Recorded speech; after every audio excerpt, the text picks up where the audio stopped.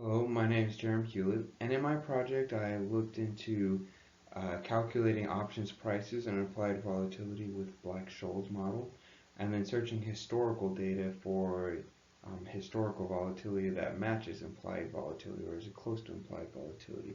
So I'm going to spend a couple of minutes discussing those different topics.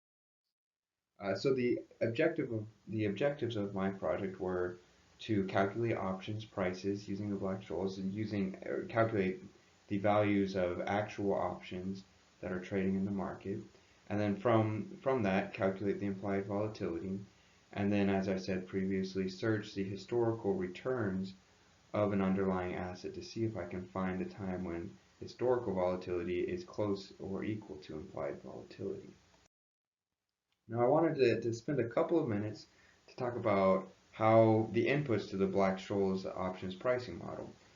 So there's five inputs, and those inputs are the price of the underlying stock, the strike price, the volatility of the underlying stock, the time left until expiration, and then the risk-free rate of return. So the price of the underlying stock and the strike price are closely related, so I want to talk about those at the same time. So the price of the underlying stock is simply the most recent trading price of the underlying asset, and then the strike price is the exercise price of the stock or excuse me, of the option. So the reason that this is important is because this is one of these factors are the main factors in determining the return of an investor's investment in either a call or a put option. The relationship between the strike price and the price of the underlying stock. So if you have a call, for example, and it's at expiration day, and the strike price is at $30, and the underlying asset is at $32, you've effectively made $2 that day. And then the opposite is true for a put. If you have a strike price of $30 and the underlying asset is at $28, then you have made $2 that day. So um, since the underlying stock price and the strike price are so important, the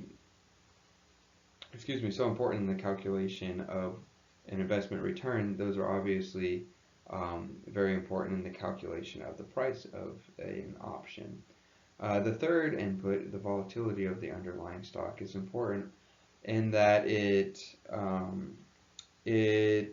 helps the investor know the probability that they will make money on an option. So an option is naturally a one-sided investment, correct?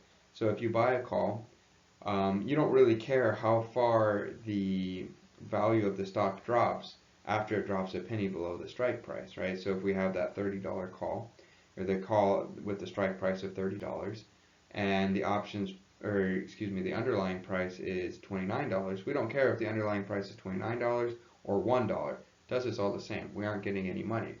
Whereas on the other side, if it goes above $30, we want it to go as high as possible because we're making money on every movement upwards. So given that an option is a one-sided investment, really volatility is only a good thing. So let's say we have a stock and it's highly volatile, and we have a strike price of $30, and the current price is $25 of the underlying stock. Let's say if the volatility of that underlying stock was, we expect it to move $10 in either direction, then there's a good chance that we'll be able to make $5 because it could go from 20 to, sorry, I should say $15. If we expect it to move $15 in any direction, it could go from 20 to $35, where we'll make $5 on our call position, or it could go from 20 to $5, and we don't really care how far it goes down. And so that the asymmetry of the option is why volatility is something that adds value to an option, and it adds value to options and calls both, because it's the more a stock moves, the more likely it is to move in the direction that will be able to make an investor more money. The time left to expiration is also related to the volatility in that there's more time for the stock to move around, or sorry, I should say when there's more time for the stock to move around, the option price increases. So the more time that there is for the stock to move in a favorable direction, the more you're willing to pay for that stock. And then the risk-free rate of return. This kind of has more to do, well, this is related to something called put-call parity. This is out of the scope of my project, and I don't want to talk a lot about it. But the risk-free return does have an impact on the options price, and it is not as impactful as the other four elements of an option of the Black-Scholes model, but it is something that influences the price of an option. So here is the Black-Scholes formula written out. This is specifically for a call. I just want to take a couple minutes to discuss the intuition behind this formula and discuss what the elements are. So first of all, starting the C0 is the price of an option contract at time 0.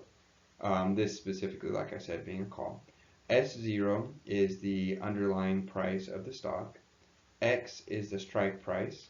R is the risk-free rate of return, and T is the time left until expiration, and that time is actually in days over 365. So if there's 30 days left in our call options time, or in our options time till expiration, that T would be equal to 30 divided by 365. As you can see below, and just for simplicity's sake, we have D1 and D2 calculated down here. That just makes it easier as far as notation goes, so it's a little bit cleaner over here. So N is the the cumulative normal distribution function.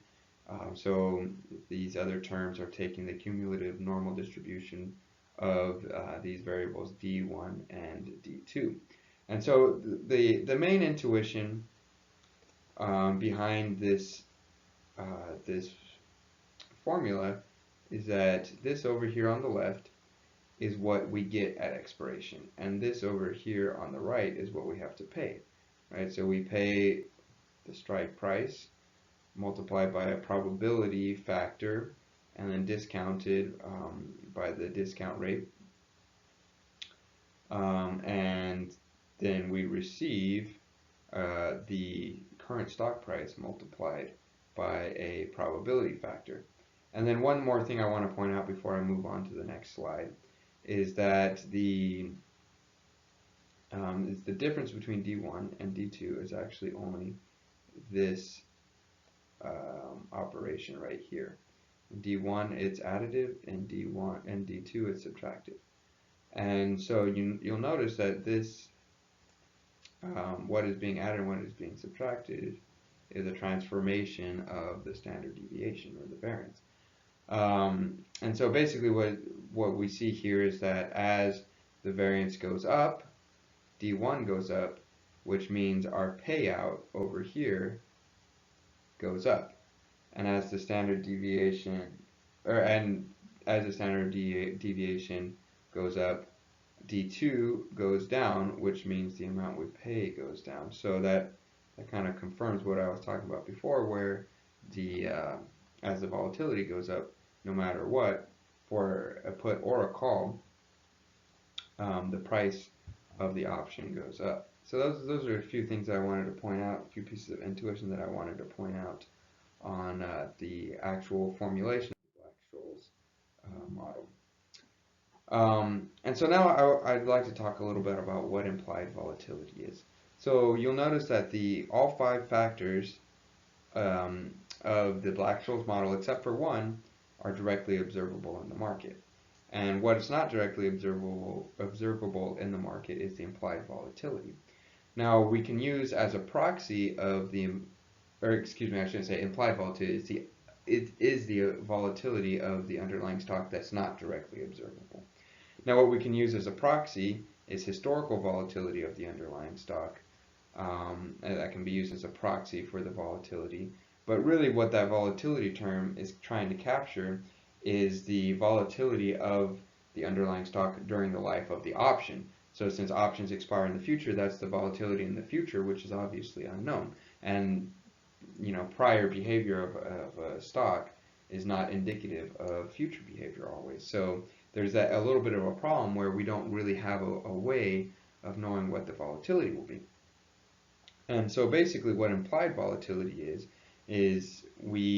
since we know the answer as far as market value goes, right? We're looking to try to find the price of an option. Well, the market, has the prices of the options or the last traded value of an option. And so basically what the implied volatility is we take all of the numbers except for the standard deviation, and then we get the answer, which from the market price of the call, and then we back solve in order to get the volatility that gets the Black-Scholes model to equal the market value. And so that is what the implied volatility is. That's what that number is. And like I said, it's the only thing in the formula that's not directly observable. And so in my calculations for my project, I used the Newton's method to do that back solving to get to the implied volatility. Now, I want to talk just a little bit about what the Newton's method is. So basically, the Newton's method is a way of finding the root of a formula, a specific root of a formula, and it's an iterative function. So as you can see here, we have this process where we start with x1 and we set that equal to x0 minus f of x0 divided by f prime of x0. And basically as we move through the function, we do this iteratively, like I said, and then we get closer and closer to the value that we're looking for, and then we terminate the function when we get close enough to the value to where it's acceptable. So this is the general formula for Newton's method, and then there's actually specifically applied to this problem. We have this formula down here. Basically, what this is we have the Black-Scholes method in the numerator. Excuse me, the Black-Scholes model in the numerator. And then actually the derivative of the Black-Scholes model with respect to sigma actually has a special name in options pricing. It's called vega. So this is just simply the derivative of the Black-Scholes model with respect to sigma called vega, and it's here in the denominator. And then the process continues the same as in the general form, where we keep on updating the price until we get to a price that's sufficiently close.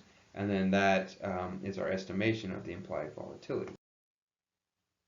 So in my project, I applied the Black-Scholes model to actual data from the market to do on two different securities. I chose the Spider ETF and the Diamonds ETF. Now the Spider is an ETF that's supposed to track the performance of the S&P 500, and the Diamonds is an ETF that's supposed to track the performance of the Dow Jones Industrial Average. And the reason I picked these two securities is because I know that they have highly liquid options markets, which gives me lots of data to work with.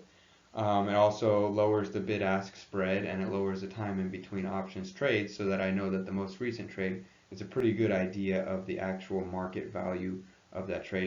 There's not much stale data or a wide bid-ask spreads causing any kind of confusion there. So this is the results of my analysis, and I did it for strike prices that were close to the money. So you can see that this is the underlying price was $291 with 35 days left. Now what really stuck out to me was the difference between my prices and the market prices. As you can see, the when I say my, I mean the calculated Black-Scholes prices that I created. As you can see, they're quite different. The Black-Scholes has a much lower price than the market price, which is causing the implied volatilities to be very large in order to get the Black-Scholes price up to the market price. And over here I have data that I pulled from Fidelity Investments, their implied volatilities. As you can see, it's relatively close to what I calculated, so I was kind of using that as a benchmark to make sure I wasn't getting too far off the tracks there with my calculations. So you can see that most of the time it's in agreement. So that was the first thing that stuck out to me, and was just the difference in the prices and the inflated or the very large implied volatilities to reconcile the differences between the prices. And here's the data on the on the diamonds. Um, as you can see, it's basically the same story. My calculated prices are much lower than the actual market prices, which is giving me the very high implied volatilities, which and then my implied volatilities again are pretty close to what Fidelity had. So this kind of brought me to the last point of my project, which is if right now the historical volatility is not close to the implied volatility, then was there ever a point in time in this security's history where the implied volatility was close to the current volatility? Sorry, the implied volatility was close to that historical volatility of that time period. I think that would be something very important to be able to find out, because if you did, you might be able to find similarities between this historical time period and the current time period, and maybe there's some market insights or some economic insights that could be derived in finding a similar time period in the past. So I developed an algorithm that attempts to find historical volatility that is similar to the implied volatility of current options. And the algorithm is a heuristic algorithm, so it tries to find an approximate solution or a good solution while it may not be the optimal. Just briefly, the way the algorithm works is it takes in an array of daily returns, and then it randomly selects 3 contiguous days, so day, for example, 1, 2, and 3, and it calculates the standard deviation of returns of those 3 days. And then it looks to the left and calculates the standard deviation of those 4 days, including the extra day to the left, and then it does the same by looking to the right. And then it chooses whichever move is gets the standard deviation closest to the implied volatility, whether it's left or right. And it continues that process until both the left and the right options degrade the value or get the standard deviation further away from the implied volatility, and then it stops executing.